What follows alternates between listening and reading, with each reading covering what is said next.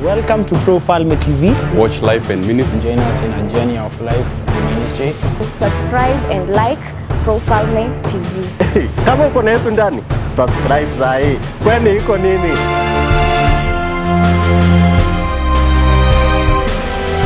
Hello and welcome to yet another episode of Profile My Africa. It's always a privilege to come in handy to inspire you and build your faith in the things of God. And I believe, I asked people a question, or I came up with an assumption, but it's direly something that challenged my thought process. And I was asking myself, if Jesus was on earth today, will he be a preacher on the pulpit? And according to me, and according to my conclusions, I don't think Jesus could be a preacher on the pulpit. He could be probably a filmmaker. The guy told a lot of stories. You will begin to understand why Netflix has like 230 million followers and wengi waliongezeka in this time of quarantine and so stuff. So we are on a journey of life and ministry, getting to know the stories of men and the far they have come, the things that they have gone through, the things that have challenged them, the things that have developed them, the victories they have had. But above all, everyone has a story to inspire people. Last time, I shared my story and I showed you how God took me through a journey. Even God was using people who tormented me to mentor me, to bring me to yet another level of faith and ministry. So I guarantee you, even in this season, there are things that you may not agree with, but these things will propel you into heights in God. And God began to communicate something to my heart that has been very profound, that He's breaking the fallow grounds. There are things in us, there are ambitions in us, there are desires in us that we can go deeper into God and do exploits for His glory. But these things never come easy. Regardless of where men are, whether you are a doctor, whether you are a lawyer, whether you are a DJ, whether you are a TV host, that which that the Lord has placed in your heart is something that must go back to His hand as a tool for the service of God. And that has to be important. A doctor is not less than a pastor, neither is a pastor less than a president. They have both a responsibility to push the agenda of the kingdom. And that is what we are looking for here. Tell your stories, and these stories will be able to change, navigate places so that you are able to come up with a story, a testimony that we will inspire. We only have one goal over here: to build your faith. Build your faith in the things of God. Challenge your conveniences, because greater is He that is in us than the one that is in the world. And so I shared my story, and the testimonies were amazing. But above all, there are few things that I didn't mention. And one of the things I didn't mention, that my hand over here has a mark. And I remember one time we were in Arusha. We were doing a meeting that is organized by a man of God called Pastor Dixon.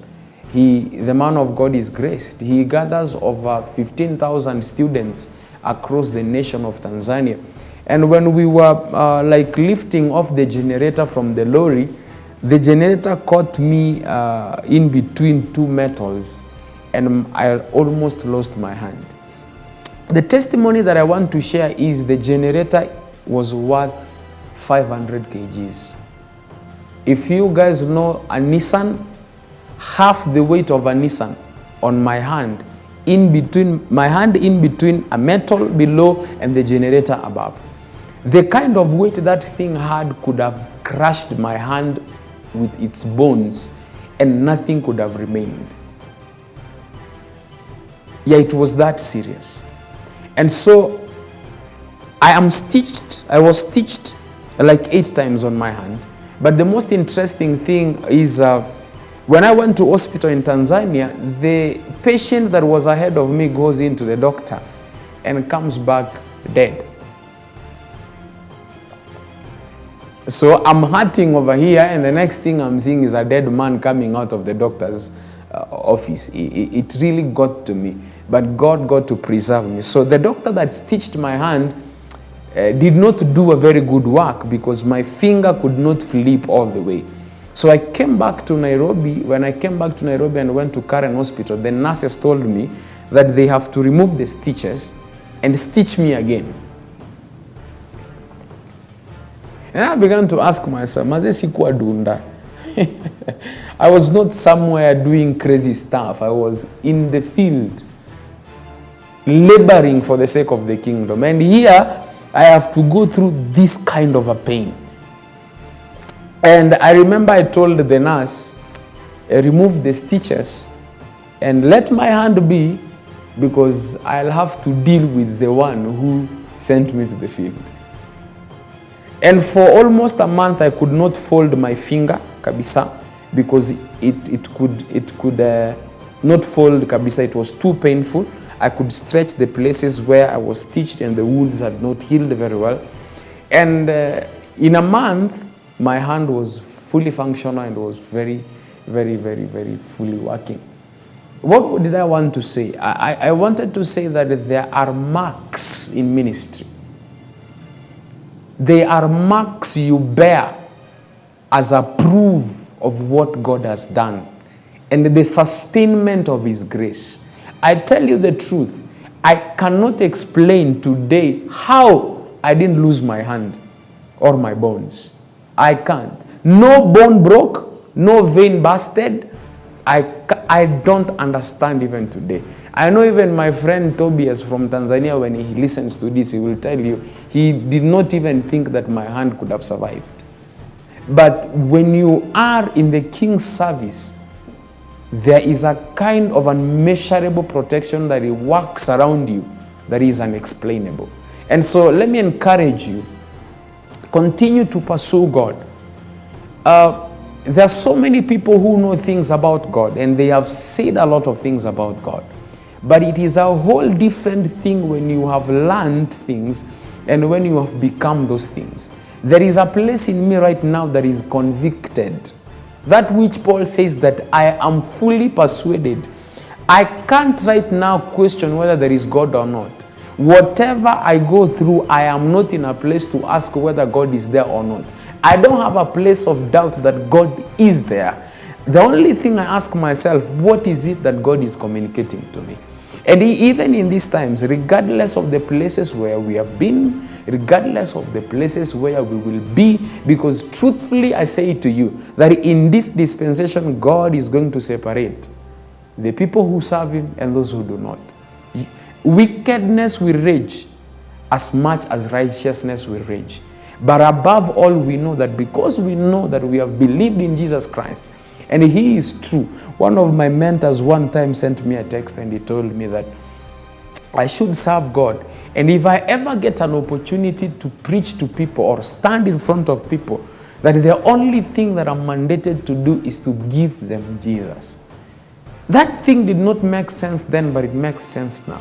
Because there are many people projecting many things. But above all and in the end of this matter, that Jesus may be glorified. That this is what I pray for you. That as you go through life, because you know, interestingly, you never create situations.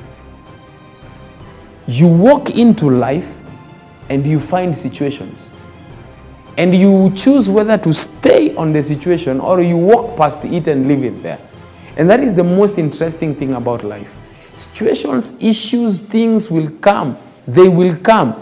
You will find them along the way. But you have to make up your mind that you have to see beyond. Upon the side of a man of faith, he shall be able to see possibilities and hope come his way. That is the most important thing. And so, I encourage you to subscribe to Profalme TV. We are creating content that will continue to inspire you in this time and also share stories from different men and women. And these things will help you to grow in your faith. See you on the next episode. My name is Sened. Niko ndani ya Life and Ministry ndani ya TV.